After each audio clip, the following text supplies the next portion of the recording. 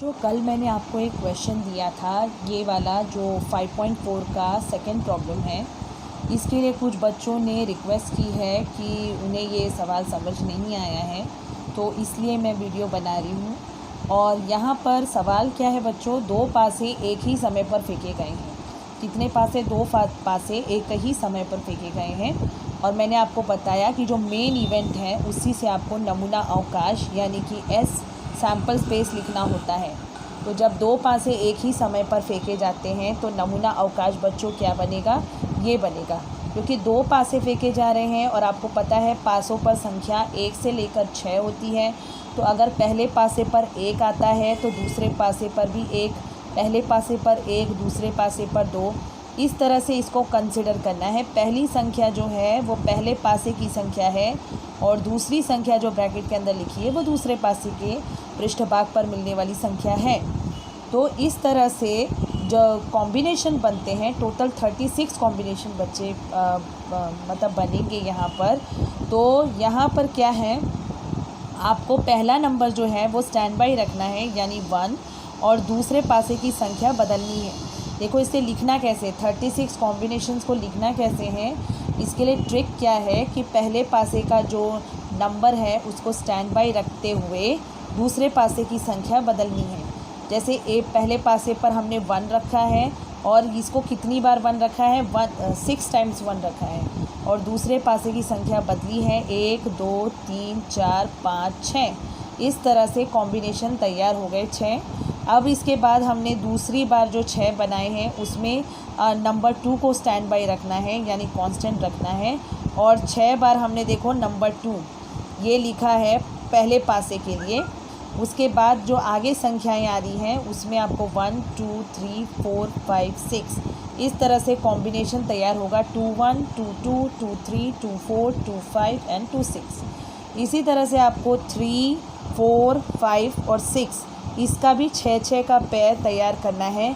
आपको total 36 combos यहाँ मिलेंगे। तो ये होता है आपका नमूना अवकाश यानी कि सैम्पल स्पेस। अब इसके बाद n ऑफ s आपका यहाँ पर हो जाता है 36। अब आपका प्रश्न क्या कहता है बच्चों? प्रश्न कहता है कि पृष्ठभागों पर आने वाली संख्याओं का योगफल कम से कम 10 है। कम से कम 10 का अर्थ होता है कि 10 से कम नहीं होना चाहिए, 10 से ज़्यादा यहाँ पर चलेगा लेकिन 10 से कम नहीं होना चाहिए, क्योंकि कम से कम टोटल होना चाहिए 10। 10 भी चलेगा, 11 भी चलेगा, 12 भी चलेगा, लेकिन 10 से नीचे यानी 9 नहीं चलेगा।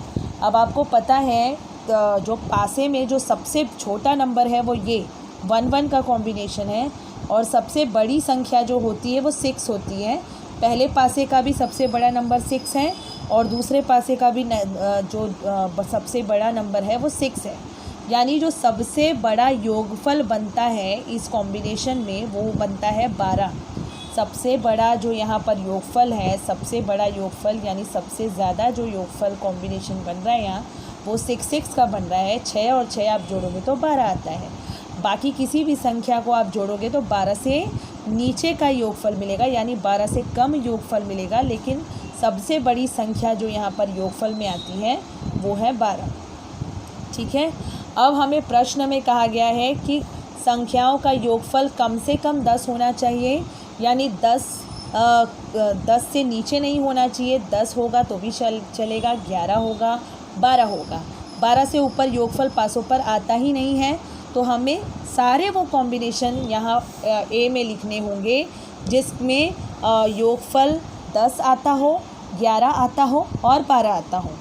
फॉर एग्ज़ाम्पल देखो 3 और 6 आप शुरू से जब गिनोगे तो किसी का भी योगफल आपको 10 के ऊपर नहीं मिलेगा। ठीक है, 10 के ऊपर नहीं मिलेगा। आप सीधा 4, 1, 5 जोड़ोगे, यहाँ पे 6 आता है, यहाँ पर दोनों का योगफल 7 है, यहाँ 8 है, यहाँ 9 है, यहाँ 10 आ गया। देखो बच्चों 4 और 6 का कॉम्बिनेशन जो है ना, इन दोनों को अगर आप जोड़ोगे तो आपको योगफल मिलता है 10। उसी तरह से आप 5 और 5 को जोड़ोगे और 5 और 6 को जोड़ोगे, 5 और 5 जोड़ोगे तो 10 आता है, और 5 और 6 जोड़ोगे तो क्या आता है बच्चों? 5 और 6 जोड़ने पर 11 आता है। उसी तरह से 6 और 4 को जोड़ते हो तो देखो ये ऑर्डर में चल रहा है, पूरा ऑर्डर में चल रहा है। 4 और 6 10 है, 5 और 5 10 है, 6 और 4 10 है। उसके आगे जितने भी नंबर आते हैं अगर हम चाहें तो ऐसे पट्टी बना सकते हैं, ऐसे स्ट्रोक यहाँ पर बना सकते हैं। आपको ये सारे कॉम्बिनेशन जो मिल रहे हैं ये 10 या 10 से अधिक योगफल देने वाले कॉम्बिनेशंस हैं।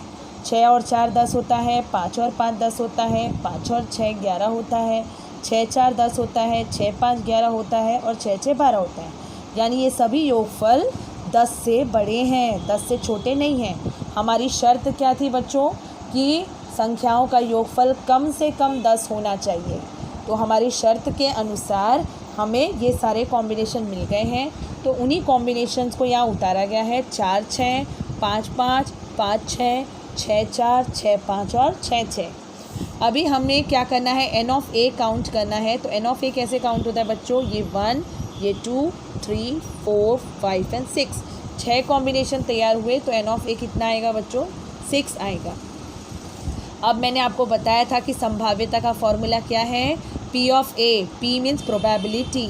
तो पी ऑफ ए यानी घटना ए की संभाव्यता अगर हमें निकालनी है तो एन ऑफ ए यानी कि एक समुच्चय के अंदर जो घटकों की संख्या है वो, और नीचे आपको लिखना है सैम्पल स्पेस यानी नमूना अवकाश के जो घटक हैं उनकी संख्या लिखनी है। तो एन ऑफ ए हमने निकाला है 6, तो मैंने यहाँ मान रखा 6। एन ऑफ एस निकाला है 36, तो यहाँ पर मान रखा 36। और उसके बाद कैंसिलेशन करना है, 6 कम 6 होता है और 6 4 36 होता है, ये 1/6 होगा।